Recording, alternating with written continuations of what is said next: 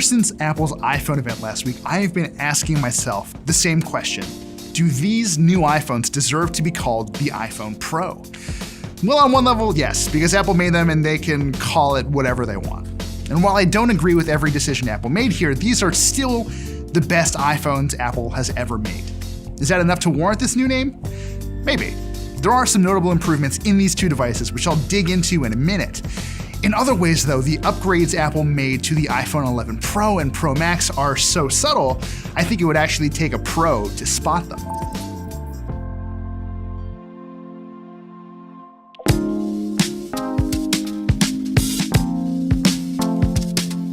Before we go any further, let's just get a couple things out of the way. Apart from their different size screens and a really clear difference in battery life, the iPhone 11 Pro and the 11 Pro Max are basically identical. They use the same A13 Bionic chipset, they all have the same cameras, they both run iOS 13.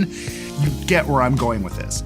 If you're considering buying a Pro, your real decision boils down to three things: what color you like, how much storage you need, and whether you want to use a phone as big as the Max all the time. Because these phones have so much in common, they share the same design quirks that Apple embraced this year. They're both a little faster than the XS series was last year, and they both come in Apple's new Midnight Green, which really seems to be a crowd pleaser. I do have to say, it's only really green in direct light though, otherwise it just kind of looks more like a slate gray, which is honestly fine by me. These backs are made from a single piece of milled glass, and most of it has this really nice matte finish. It also means they're a little less prone to sliding around on certain surfaces too. Imagine this, you're about to sit down on your couch and you just sort of absentmindedly put your Pro on the arm. I do this all the time, and when I tried it, the XS clattered to the ground while the Pro stayed put. Your mileage is probably gonna vary, but in my experience, this new finish doesn't just feel good, it's actually helpful.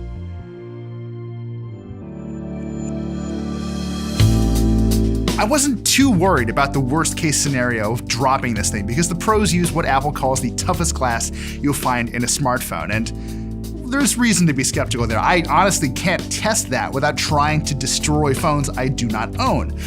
That said, my Pro test units have already withstood some accidental drops. Just keep this in mind though, tough in this case seems to mean the glass won't shatter. It's still pretty easy to scratch, so a screen protector is probably a good idea. Now, remember when I said you'd have to be a pro to spot some of the changes Apple made here? Well, the iPhone Pro screens are one of the best examples of that. Apple calls these panels Super Retina XDR displays, and that kind of bombastic branding suggests we can expect some eye-catching improvements. About that, these are great screens, but they're not dramatically better than the ones from a year ago.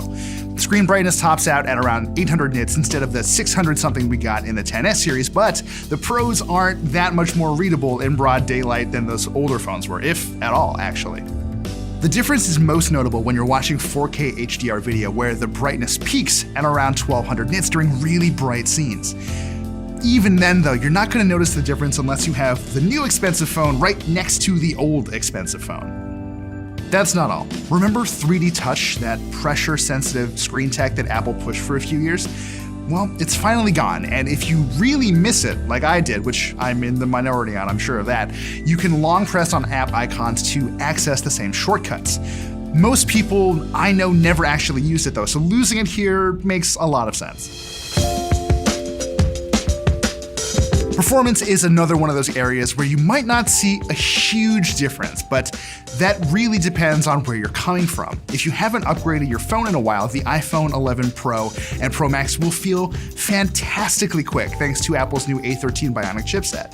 If you're coming from last year's flagship iPhones though, the difference is much more subtle. Apps launch a little bit faster and graphically intense games load a little quicker, while multitasking feels just a touch more seamless. The A13's power might be more noticeable if you're using certain heavy-duty apps. Since Apple execs spent a lot of time on stage last week talking about video recording, I tried exporting 13 minutes of 4K 60 frame per second video in iMovie. It took 18 minutes for the Pro and Pro Max to render that final 5.7 gig file, compared to about 21 minutes on last year's XS and XS Max. That's a decent improvement, but maybe not earth-shaking.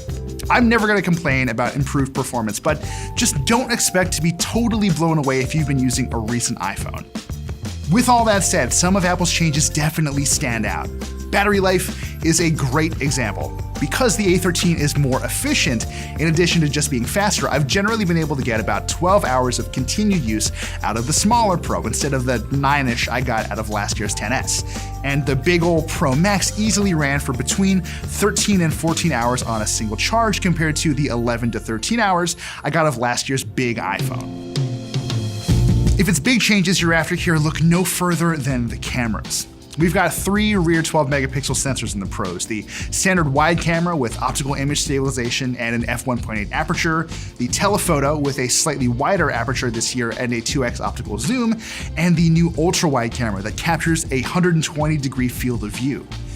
The best results tend to come from the standard wide camera, which is a good thing since it's probably the one you're going to use most often. It's by far the fastest of the 3 to lock onto your subject, especially in low light, and it delivers what I think is the best mix of color and detail of these 3 cameras. The telephoto is no slouch though, and it's actually really good at rendering fine details, even though it's a little less capable than that wide camera in the dark. It would have been nice to see Apple push this thing past the 2x optical zoom limit, but it's still a really handy tool to have whenever you need it. So what about that new ultra-wide camera? Well, it's mostly good. It struggles at times to capture evenly exposed photos in the dark, and it doesn't pack photos with detail the same way the standard wide camera does. There's still a decent amount of it there, especially when you're shooting in bright conditions. It's just not as much as the other cameras, and that's kind of not the point. This camera is all about giving your photos more space and context. If you're worried about clarity more than anything else, you might be a little disappointed, but in my experience, it is a great utility player for when you want to shoot a sweeping vista or when you just don't have much room to move. In other words, it's good enough for what it's supposed to do. They have their quirks, but by and large, these are excellent cameras, and I know some of you are probably wondering how they stack up to competitors like the Note 10 and the Pixel 3. Honestly, it's kind of hard to make definitive statements because they all kind of have different motives. Samsung cameras process photos to have very vivid colors and lots of detail, so your photos almost look like an idealized version of what you actually shot. Apple's 3 cameras here are geared more towards capturing the world as you see it, even if features like Smart HDR selectively amp up the color and exposure more than it used to. And Google's Pixels, well, they sort of land somewhere in between those approaches, though that could change once the Pixel 4s come out. Let me put this another way. The photos I took with the Galaxy Note 10 are the ones I'd most like to post on Instagram with the no-filter hashtag. The photos I shot with the iPhone 11 Pros are the ones I'd most like to throw into Lightroom and have some fun with. Which phone actually takes the best photos is a matter of preference, I think, but Apple's cameras here are clever and capable enough that you won't really feel like you're missing out on anything. There are just a few other additions I should point out here. QuickTake makes it easy to switch from framing up a photo to shooting a video by holding the shutter button down. There's also a high key light mono setting for the portrait mode, which snaps a black and white headshot of your subject with a bone white background. These results can be pretty impressive, just as long as you make sure no one's behind your subject. Otherwise, the camera turns them into literal ghouls that will clutter up your shot. Apple also added a night mode this year, which works pretty differently compared to what you'd see on a Samsung or a Google phone. The camera will recognize when you're shooting in the dark and automatically enable night mode. That is to say, you can turn it off before you shoot, but you can't really prevent it from turning on in the first place. And the results are maybe not quite as striking as what you might get out of a Pixel, but that's again sort of by design. Other phones' night modes tend to brighten up photos too much, as if they were trying to turn night into day. Apple's night photos are still plenty bright, but they feel like they were shot in the wee hours, and whether that's a good thing is again really up to you.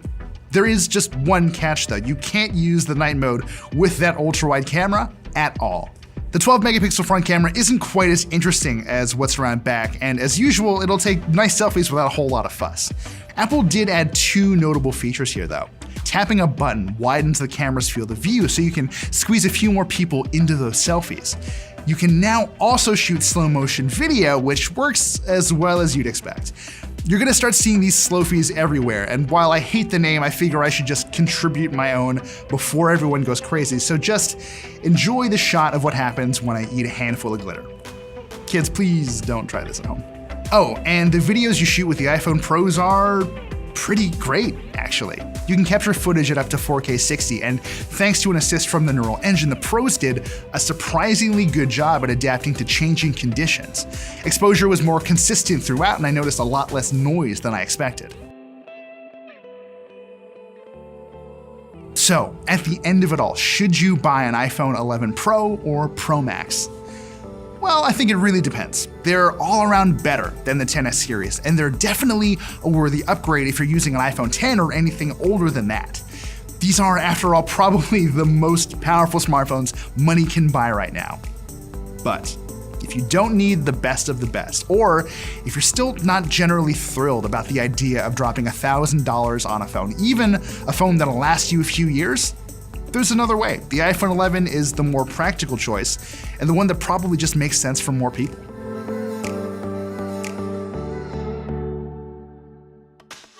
I've spent a lot of time testing these new phones, so I really appreciate you guys taking the time to watch our review. If you have any feedback or if you have any further questions you want us to try and dig into as we continue covering these devices, definitely let us know and be sure to subscribe.